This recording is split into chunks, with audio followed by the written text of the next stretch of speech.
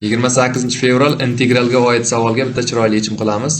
-1 dan 1 gacha chegarada mana shuni boshlang'ich aniq integralni hisoblashimiz kerak. Demak, qarang, buni bunday yozib olamiz. 1 taqsim x kvadrat chiqarib olsak, bu yerda x kvadrat plus 1 qoladi. dx deb yozib turaylik.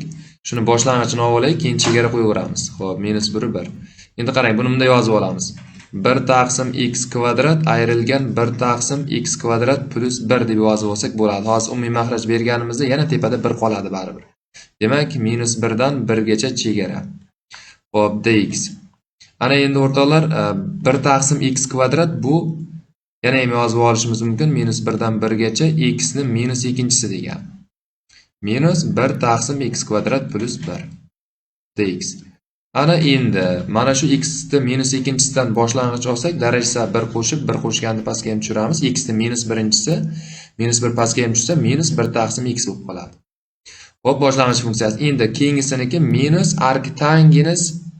arctangens x bo'lib qoladi. 1 taqsim x kvadrat plus 1 ni boshlang'ich arctangens x. Shu yerga biz -1 1 chegarani qo'yib boramiz. 1 qo'ysak -1 minus, demak arctangens 1 ga 45 gradusda teng, pi taqsim 4 deymiz. Tangens 1 ga teng bo'lgan qiymati. Shundan ayirib yuborishimiz kerak.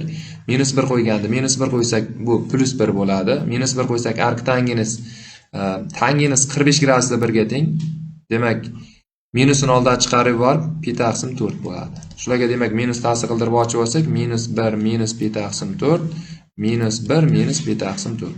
Bu -2 minus pi taqsim 2 degan javob chiqib qolishi kerak.